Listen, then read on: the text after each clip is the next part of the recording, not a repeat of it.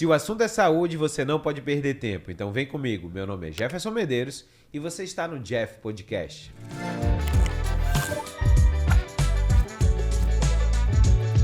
Turma, podcast de hoje, a gente vai falar sobre a saúde mental dos nossos queridos filhotes que estão sendo bombardeados com as mídias. E a mídia, a gente vai falar sobre a mídia de todas as formas. Desde um TikTok, desde o Instagram, também o videogame, porque acaba sendo vício em tela. Então, esses vícios em dopamina que essa molecada está tendo no seu dia a dia.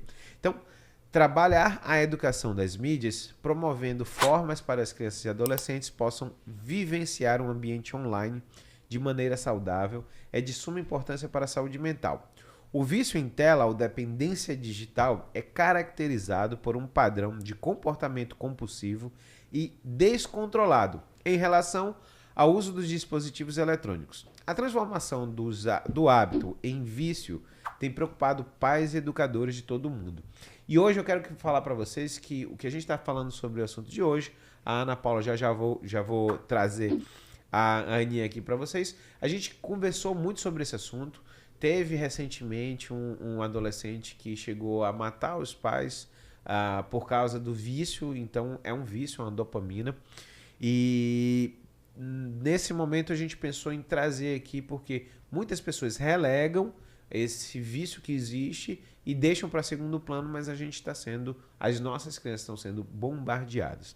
Então, para falar hoje eu tinha que trazer uma turma de peso para a gente falar sobre esse assunto. Doutora Ana Paula Anamajás, médica com atuação em saúde mental, membro da Sociedade Brasileira de Psiquiatria, pós-graduada em curso de psiquiatria na infância e adolescência, empresária, CEO da clínica VitaMedic, perita judicial, palestrante, mentorada do O Consultório. Já botou aqui, olha que legal. Ela tá comigo, pessoal. Então vamos lá, Aninha, seja muito bem-vinda ao nosso Jeff Podcast. Obrigada, Jeff. Então, não podia deixar de colocar, né? Mentorada, né? O consultório. Tamo junto. Então, pessoal, hoje a gente vai falar sobre essa questão da dopamina, né? Do vício das crianças nas telas, no videogame, nas redes sociais e qual é o mecanismo disso, né? É o aumento da dopamina e a questão do vício nessa substância que, na verdade, é um neurotransmissor que atua ali no sistema de recompensa. Vamos lá, do outro lado vai ter a Elaine Pensador, que é psicóloga, especialista em ansiedade, depressão e ressignificação. E dizer que esse sobrenome Pensador, na realidade, foi o maior branding. Você já tem um marketing todo a seu favor e uma psicóloga se chamar Pensador. Seja bem-vindo também, Elaine. Gratidão pela presença aqui. E a gente está para interagir e falar sobre esse tema que é tão importante nessa atualidade. Traga as verdades, né? Você me falou aqui antes que você vai trazer verdades, é isso mesmo? Isso. Então tá bom, então vamos lá. Agora, pessoal, para tudo funcionar, a gente tem que falar sobre os nossos patrocinadores, senão o Jeff Podcast não existiria. Hoje a gente vai falar sobre o Check-up. O Check-up é o Hospital Queridinho de Manaus, ele está no centro, no meio, no coração da nossa cidade. E lá a gente tem uma parte que é a mais importante de todas. A gente pode falar sobre estrutura, centro cirúrgico, sobre tudo. Mas a medicina é feita humanizada. Então toda a equipe médica, a equipe da enfermagem, eles têm o maior carinho de atender vocês, de atender os pacientes. O meu pós-operatório, eu opero lá há mais de 10 anos. O meu pós-operatório, a coisa que as pessoas mais gostam, os meus pacientes, é da forma que eles são tratados no seu pós-operatório. Também Ibecar, o carro de aluguel, desapega. Então, carro de aluguel Ibecar, o meu carro é lá da Ibecar. Um abraço para o meu amigo Blau.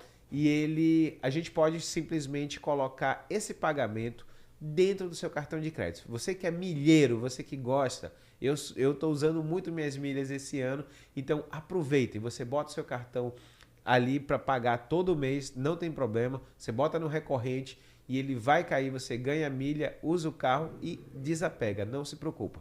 Agora eu estou precisando fazer uma revisão, o que é que eu vou fazer? Entre em contato com o pessoal do IBK, eles fazem a revisão para você, vou viajar, quando eu voltar, acabou, está resolvido. E o Graco Turismo, destinos incríveis, conselhos práticos para tornar suas viagens inesquecíveis.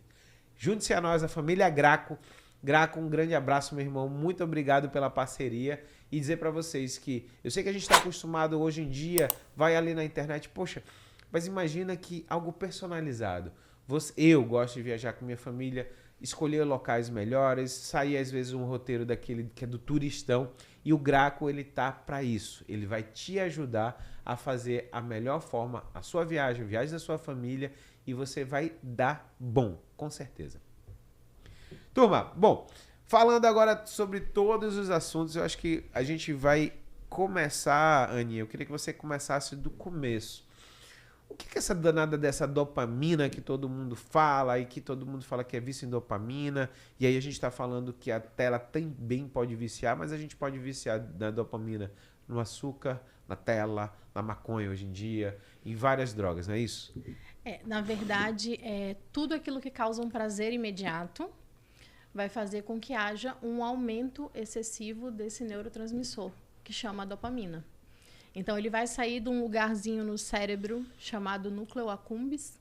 Desculpa, ele vai sair do tronco cerebral e vai atuar no núcleo accumbens, que é um dos locais onde esse sistema de recompensa vai estar, né, aí funcionando. E o que acontece? Por que acontece o vício? E o vício pode ser em qualquer coisa, né? Pode ser desde as telas, pode ser em substâncias psicoativas, né? Pode ser em pornografia, pode ser em qualquer coisa que cause um prazer imediato.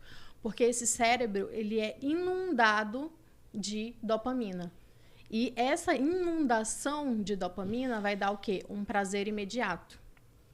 E esse prazer imediato faz com que aquele indivíduo, aquela criança, aquele adolescente, ou até mesmo aquele adulto, né, faça com que ele tenha aquele comportamento de forma recorrente.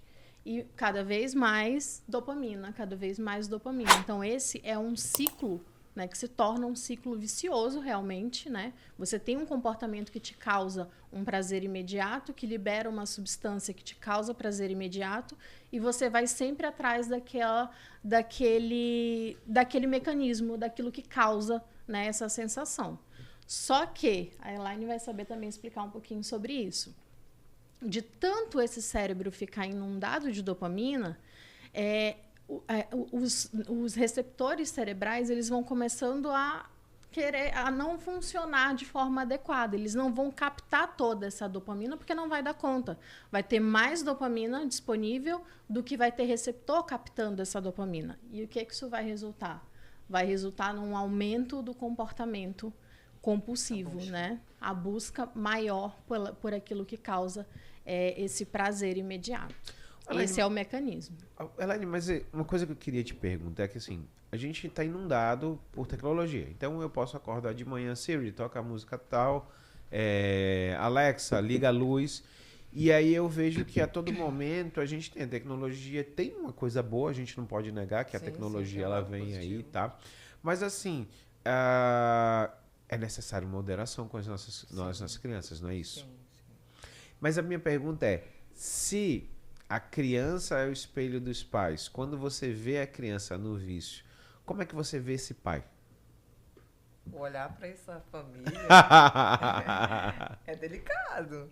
Por quê? Porque se a criança ela tem o acesso muito cedo, né, a essa tecnologia, a essa distração, porque hoje a criança ela tem 1 ano, meses, já está sendo exposta ali à tela.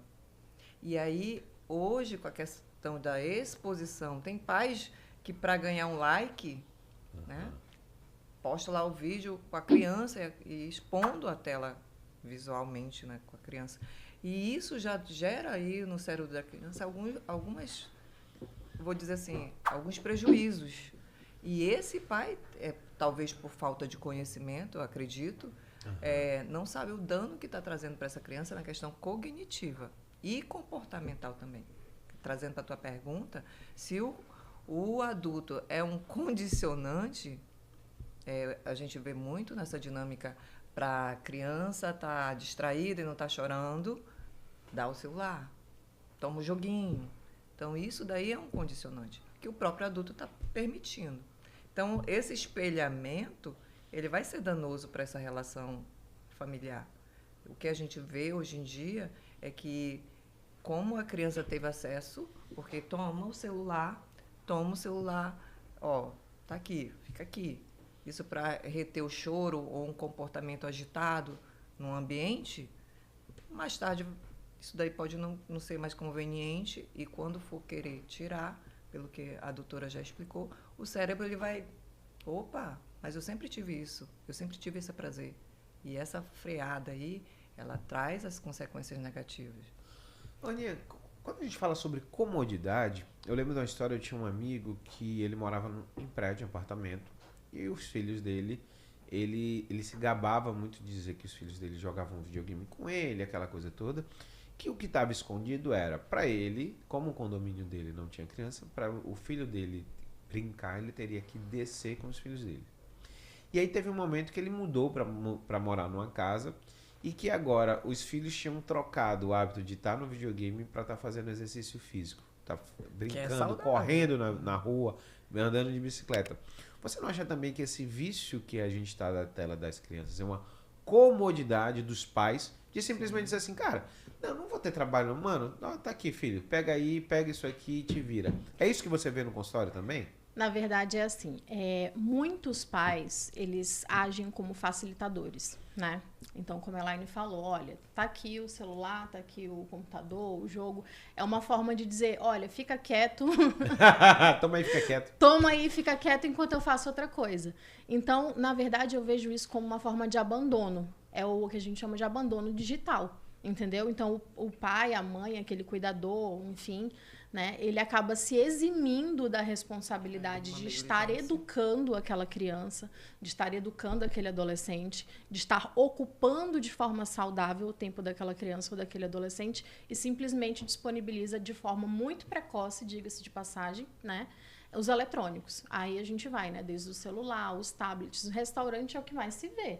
Né? A criancinha aprendeu a segurar alguma coisa, já tem aquele tablet com os dois negocinhos assim de segurar, aí ele tá ali segurando aquele negócio, aquele tablet com os olhinhos ali grudados, enquanto o pai tá no celular, a mãe tá no celular, o irmão que é mais velho também tá no celular. Então é o quê? Que interação que essa família tem? Nenhuma, né? Então, alguns pais acabam funcionando como facilitadores dessa questão desse vício em dopamina, dessa dependência de eletrônicos. E no final das contas, sabe onde é que isso vai parar? Lá no meu consultório. Entendeu? Então, assim, a gente acaba entendendo e vendo e percebendo o quanto esse comportamento tem sido patológico. Sim. E alguns pais, eles já vêm se conscientizando disso, né? De que essa exposição excessiva é muito prejudicial. Mas, infelizmente, eu falo isso, assim, infelizmente mesmo, em alguns casos, de forma muito tardia. Porque essa criança, ela já foi tão exposta, né? Tão exposta a um comportamento, a um vício, a uma dependência realmente. Que vira patológico. Vira patológico. E outra, da feita que você começa a tirar aquilo que causa o prazer imediato, aí vem as mudanças de comportamento.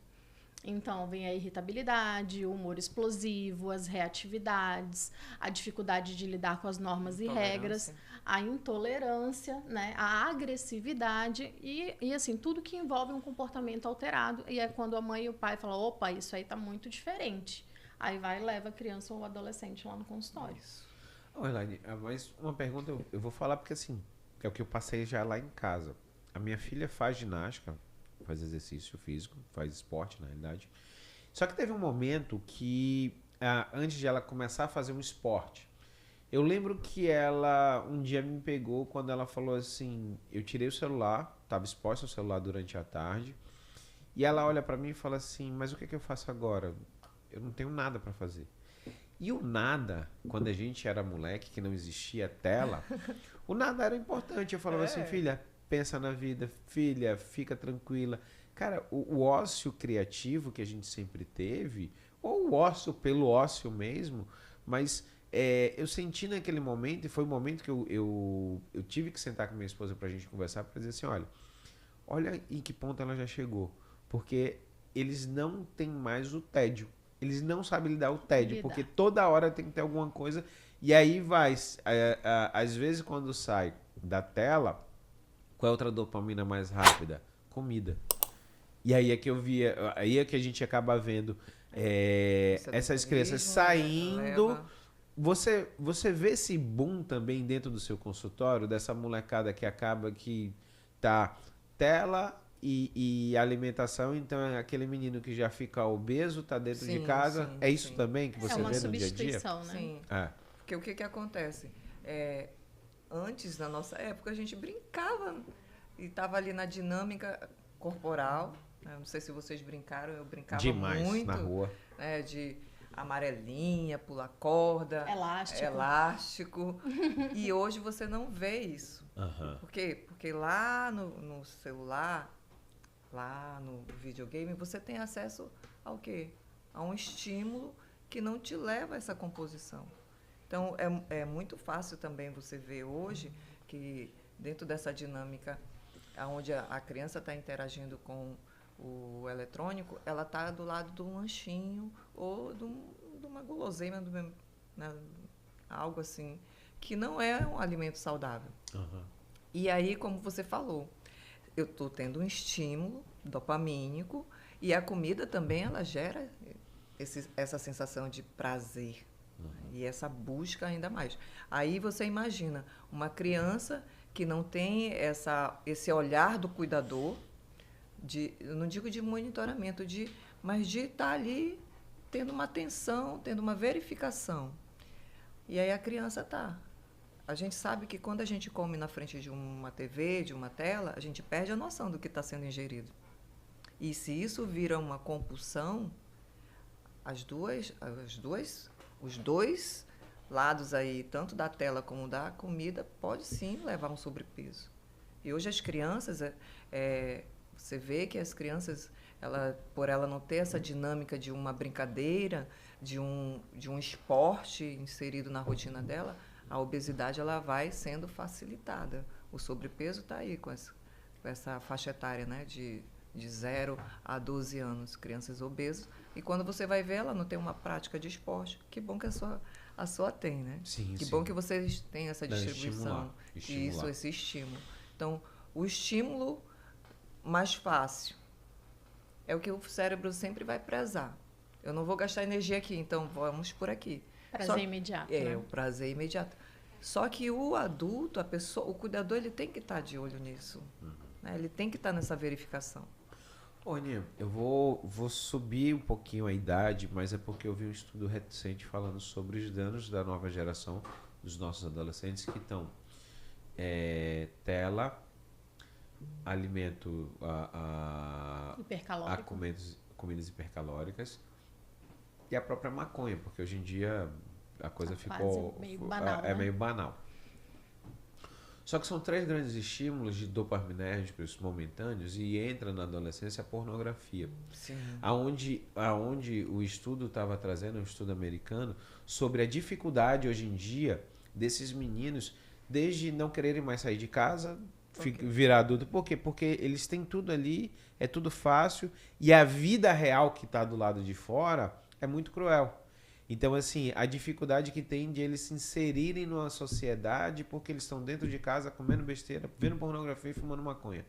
Isso daí, qual o impacto que já começou a chegar, porque a gente está falando no estudo americano, tem esse impacto já dentro do teu consultório? Olha, acaba tendo, né? Mas o que acontece? Eles vão em busca dos prazeres imediatos, né? E às vezes há uma substituição. Eles param um pouco com o celular, aí aumenta a questão da compulsão alimentar, aí eles conhecem as drogas e tudo gira em torno do prazer imediato. Sair eu digo sair de casa, no condomínio, interagir com outras pessoas é algo muito frustrante. Por quê? Porque ele vai precisar construir uma sensação de prazer. Ele vai precisar de uma construção que ele nunca teve, que ele não está acostumado a fazer, né? Então, acaba que fica uma criança, um adolescente, como você falou, né? Fica um adolescente cada vez mais recluso, é aquele adolescente que não sai de casa, e os pais começam a ver um comportamento mais hostil todas as vezes que esse adolescente precisa sair para interagir, seja até com a família, ou seja, em eventos de família, entendeu? E acontece que esses pais começam a observar essas alterações de comportamento e levá-los ao consultório. Só que quando chega no meu consultório, eu vou buscar a raiz do problema. Eu vou mostrar para os pais o porquê de tudo aquilo, entendeu? Muitas vezes os pais não aceitam muito bem. Olha, mas será que essa culpa é realmente minha? Entende? E aí eu começo a colocar regras. Falo, olha, a gente vai fazer uma mudança. Mudança de rotina é parte do tratamento. Sim. Então, a gente não vai falar de vício em telas, de vício em dopamina, de sistema de recompensa, de tratamento desse sistema de recompensa, se a gente não falar em mudança de rotina. E isso é um grande X na questão do tratamento. Porque os pais, os cuidadores, muitas vezes, eles não estão preparados para mudar a rotina deles, para que consiga refletir na mudança da rotina desse adolescente, para que o tratamento tenha sucesso. Isso. Então, isso que você falou desse estudo, né, americano, isso já é rotina no consultório, mas a dificuldade é essa. A gente precisa modificar a rotina da casa, a rotina dos pais, e nem sempre isso é muito fácil, entendeu? Nem sempre esses pais, esses cuidadores, eles estão abertos a essas orientações. Aí eu digo para aquele pai, para aquela mãe, ouça o médico, porque ele está ali há mais tempo nesse estudo, né? Ele está entendendo um pouco mais essa dinâmica. Então, entendam que o sucesso do tratamento do seu filho, ele está muito interligado a tudo aquilo que você vai oferecer de mudança dessa rotina dentro da sua própria casa. Sim. Quer tocar? Vamos direto. Era isso que eu estava ali dizendo. Então vamos lá. Tem uma pergunta também, Elaine, que eu ouço muitas discussões. As pessoas vêm trazendo, mas não sei até onde vai embasado, sobre os jogos que são os jogos mais violentos. Eu fui de uma geração que eu já peguei o videogame. Então, lógico, eram jogos mais a menos. Mas eu lembro que um jogo que sempre falam que é o GTA, que, cara, você assalta, você mata, né? E as pessoas sempre ficam aquela briga. Eu lembro que lá atrás, a gente está falando agora de 2024, mas eu lembro lá que em 1995, 96, quando eu jogava, existia essa discussão sobre o quanto um jogo desse pode ser prejudicial, aonde pode fomentar, ou também eu via de uma forma, eu por ser jogador, eu via uma forma ao contrário, dizer assim, cara, isso é uma fuga para mim da realidade. Não é porque eu jogo GTA que eu vou sair, vou procurar, vou pedir para alguém, vou comprar uma arma e sair te atirando em todo mundo ou quebrando o carro para assaltar. Mas qual é a visão hoje em dia? Porque isso daqui para mim é muito raso, porque o meu, além de fazer muito tempo, não existia esse momento do jogo do videogame, era um momento muito curto durante a gente sair jogar bola, morava em Recife, a gente ia pra praia, a gente tinha todo acesso ali. Houve modificações? Qual é a visão hoje em dia? Porque a gente vai falar aí já de 20 anos de diferença, 26 anos. Como é que é visto pela área da psicologia jogos que são mais agressivos? Olha, já existe no DSM uma questão que os jogos, ele vicia. Agora, essa questão da agressividade, a gente acredita que tem que ter uma predisposição, né? Essa questão do que o jogo traz esse aspecto violento para uma pessoa que não era violenta, a gente tem que ter cuidado com essas afirmações, porque isso é multifatorial. Então, uma criança que já tem uma predisposição à agressividade, se ela for exposta a estímulos agressivos, consequentemente vai aumentar esse comportamento. Mas a gente também não pode afirmar de que uma pessoa que aparentemente passiva mudou o comportamento porque estava sendo exposta a um jogo violento, né, sanguinário. Né? Então, a gente tem que ter muito cuidado com essas questões da mente, porque esse determinismo não cabe a todos os casos. Por isso que tem que ter um nível de investigação, né? Para saber se realmente foi a exposição excessiva a um jogo violento que levou a pessoa a pegar uma arma e sair fazendo aí uma atrocidade. Né? Então, eu sempre digo que cada caso é um caso. A gente tem os estudos, uns validam, outros não, outros fomentam, outros não, mas aquele caso ele tem que ser estudado especificamente para essas respostas. Eu acredito dessa forma. Olha, outra coisa que às vezes passa pela minha cabeça, vamos dizer, a gente tem números de seguidores, vamos dizer, eu tô com 20 mil, 21 mil seguidores. Só que seguidor não é amigo. E eu vejo muito que hoje em dia os meninos no videogame, vamos dizer, meu filho joga jogos online, onde os amigos dele, aqui da escola, se junta com o do condomínio e tá todo mundo. E, teoricamente, eles estão achando que aquilo ali é uma socialização. Até que ponto realmente a gente pode tratar isso como uma socialização e ter o momento onde simplesmente o pai tira o cabo do videogame e fala assim, ó, quer socializar, desce, vai brincar, vai com os meninos. Como é que você vê essa banalização ou realmente isso é ou não é uma socialização? Eu acho que, na atualidade, a gente precisa medir muito bem as coisas nesse sentido. Por quê?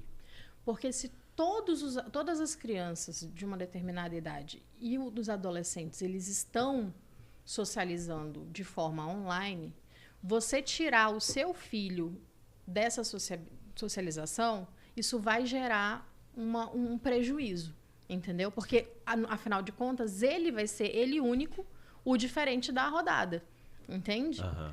Mas também não vale a pena se investir nesse único tipo de sociabilidade, de socialização entre os pares deles, né? Os da mesma idade, dos mesmos assuntos, dos mesmos jogos. Então, precisa ser medido. O que eu vou... Aí eu vou dar meu exemplo em casa. Né? Os jogos online têm essa possibilidade de você conversar com fulano, com ciclano, interagir, colocar vários numa sala e tal.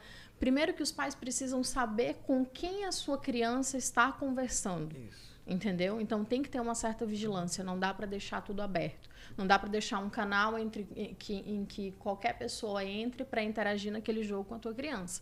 Então, isso tem que ser vigiado, né? Você tem que participar dessa parte da vida do teu filho. E a outra questão é que a própria criança, você conversar com essa criança, com esse adolescente e dizer, olha, você vai ter X tempo para fazer esse jogo, essa interação social, que é parte. A gente não pode simplesmente arrancar e dizer que não é parte. É parte da atualidade. Sim. Mas a gente não pode deixar acontecer o tal do abandono digital, entendeu?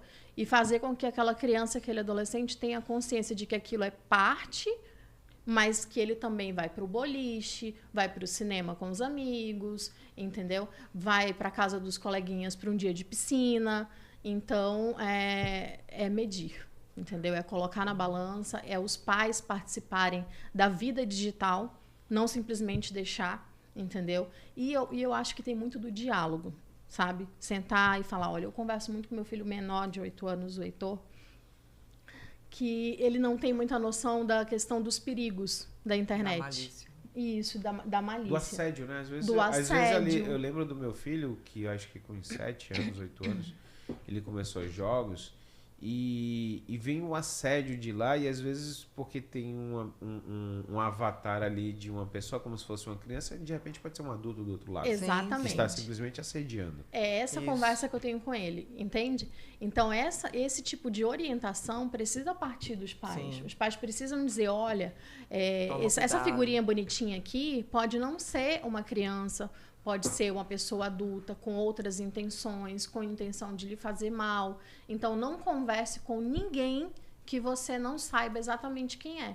Então, tanto o meu mais novo, que é o Heitor de 8 anos, quanto o mais velho, que é o Pedro de 13, eles têm isso muito consolidado, porque é algo que eu venho conversando com eles desde sempre, entendeu? Então, a internet é algo que é um mundo. Então, lá tem o bom e tem o ruim. Sim. E a gente tem que ensinar nossas crianças a aprender, de certa forma, né? A distinguir o bom e o ruim e se proteger, né? Nesse mundo aí. Elaine, eu vou trazer virtual. Eu vou trazer aqui um assunto, pegando um gancho até do que a Aninha falou. Às vezes existem os extremos. Existe o pai que tá nem aí, mas existe o pai que, cara, é completamente contra. E eu lembro muito de um filme, não sei se vocês já assistiram, quem estiver assistindo a gente também assistam, se chama Capitão Fantástico. Não sei se vocês já assistiram. Acho que não.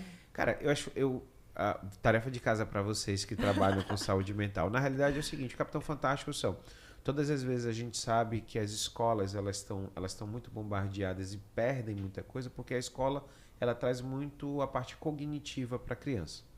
Mas muitas escolas, principalmente as conteudistas, elas esquecem que a criança é um ser plural.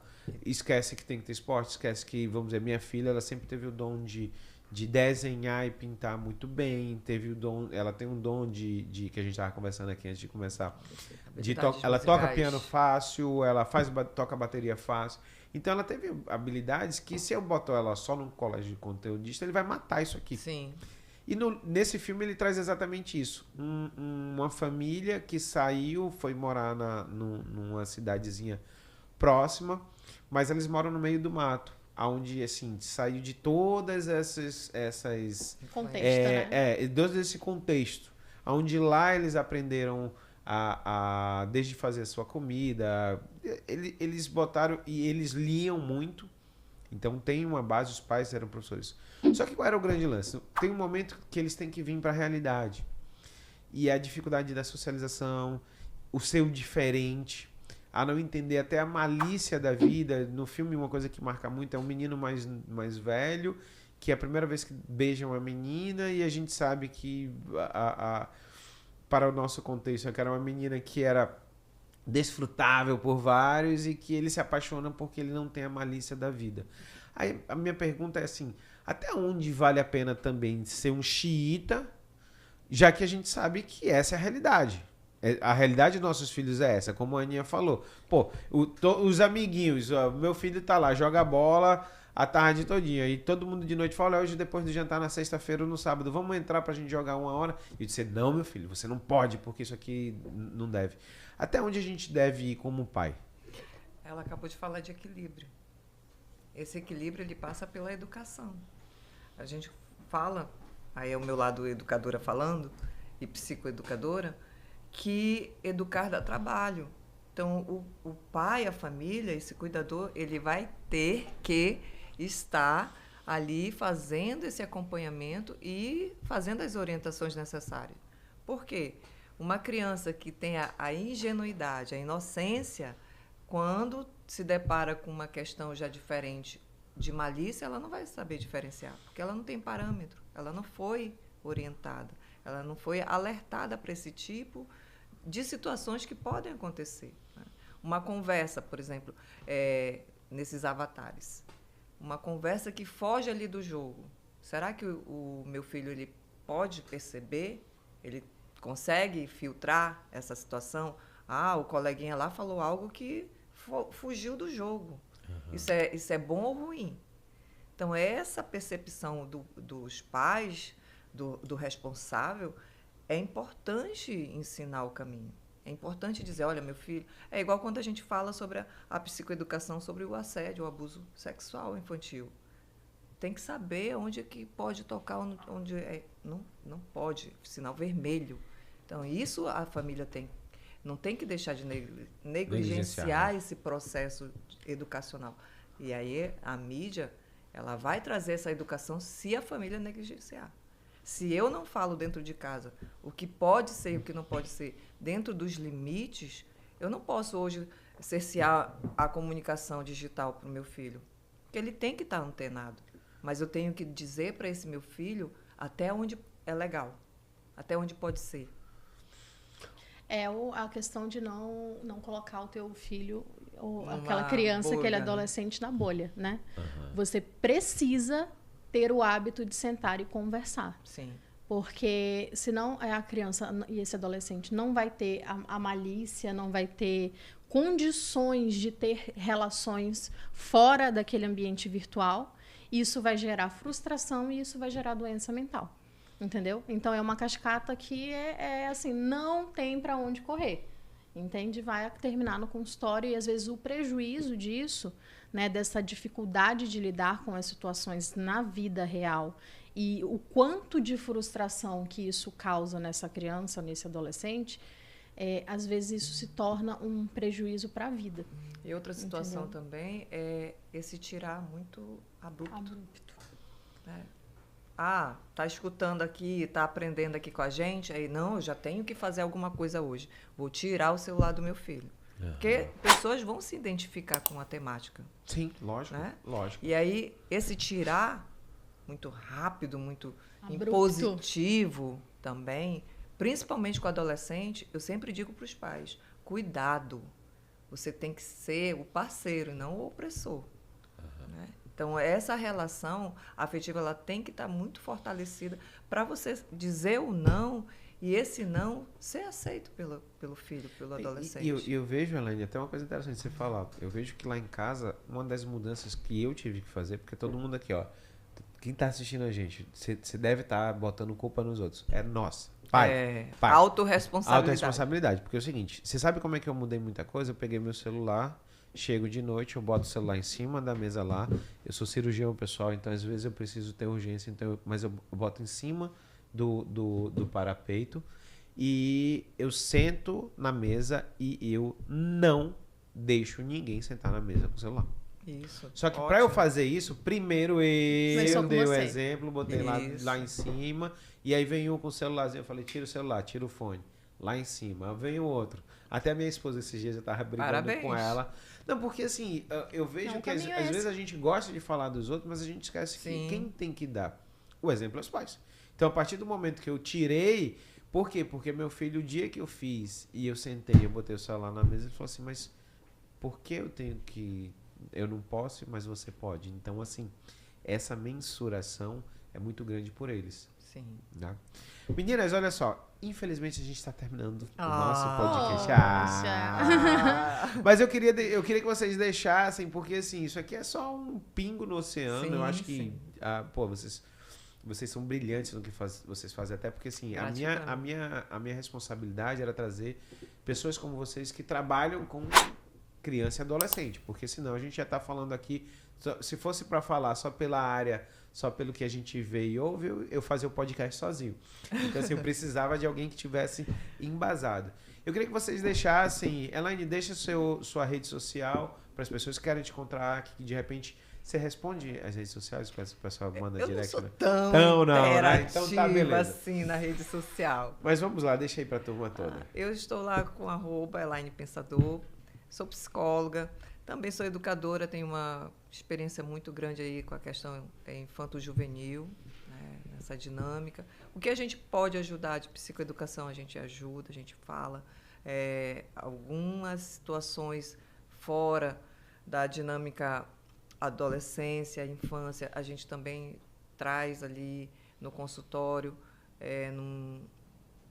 numa visão holística da existência, né? Então, às vezes a própria família não sabe como lidar com determinada situação. Então, no consultório a gente vai fazendo essas amarrações e às vezes o pai leva e acha que o problema é só a criança, é só o adolescente, e aí a gente vai fazer a investigação, então a estrutura familiar está disfuncional. E aí Exatamente. a gente chama aqui a responsabilidade dos pais para fazer o que você está dizendo. Não, primeiro começa em mim. Então a gente faz toda essa estruturação familiar. Porque às vezes a gente está olhando num foco aqui, mas dentro da dinâmica do consultório a gente observa que vai muito além. Então, no Instagram a gente tem algumas informações ali, mas a minha atuação é mais em loco. Então, é muito mais dentro do consultório do que fora. Depois a gente vai conversar sobre isso. Ranier, cara, eu queria que você deixasse suas redes sociais. Eu vi que você está trabalhando muito a sua rede social em cima. Porque, na verdade, Elaine, uma coisa que a gente aprendeu sobre isso é o seguinte. Você está sendo egoísta. Porque se na sua rede social, se você traz para as pessoas que estão vendo a sua rede social, você vai trazer coisas de boa qualidade, Sim. você é especialista na área, as pessoas vão ouvir e muitas das vezes as pessoas elas vão te procurar, ou procurar, não mora em Manaus ou quer ir com outro, mas vão procurar por quê? Porque isso é uma das coisas que a gente que está na área de saúde, a gente tem que parar, a gente tem que quebrar. A gente tem que ir para Difundir. falar, difundir, porque é tão bonito o trabalho. Quando você fala sobre a forma holística que você fala, poucas pessoas vão trabalhar desse jeito, entendeu? Sim. E quantas pessoas precisam de você, É verdade. né? Certo? Vai lá, Aninha, vamos lá. Então, rede social é @doutora Ana Paula Manajás, tudo junto. Então, lá vocês vão encontrar conteúdos voltados para saúde mental, desde crianças, adolescentes, adultos. Mas a intenção é sempre estar trazendo um conteúdo de qualidade, né? Com parcerias. Tamo junto. Tamo junto. Com parcerias aí dos nossos colegas de várias especialidades. Eu vou fazer em breve, eu acho que essa semana vai sair uma live sobre a questão de sintomas psiquiátricos na fase da menopausa. Legal. Então, vou trazer uma ginecologista para fazer essa live Legal. junto, entendeu? Então, essa questão de você ter a consciência de trazer a informação para muitas pessoas, né? No consultório, você está atendendo de 1 a 1, está dando o teu melhor. Mas quando você leva o teu conteúdo, o teu conhecimento para a internet, você acaba abrangendo isso, né? Ampliando, levando esse conhecimento para mais pessoas. Quem quiser me contactar, tá aí o meu Instagram. E quem quiser dar uma volta lá no consultório também, tô Precisando, aguardando né? vocês, viu? Não, é Mesmo importante- de forma preventiva, né? Isso. De preferência até, né? De preferência, É. de forma Preventiva. preventiva. Não, e outra coisa, pessoal, a Ana, ela responde a rede social dela. Isso Responde. quando ela não manda mensagem pra gente conversar e bater papo, não é isso, Aninha? Isso, De vez em é. quando a gente troca umas figurinhas. Manda um Reels assim, dá uma olhada nisso, vê se isso é legal, olha que esse assunto tá Exatamente. bacana e a gente vai trocando. Turma, eu queria, beijão no coração de todos vocês. Mandem esse podcast para os amigos, para os familiares. Às vezes a pessoa nem sabe que tá tendo com esse problema, você manda assim como quem não quer nada, não é isso? Isso. Só para ela dar uma olhada. Então, até o próximo Jeff Podcast.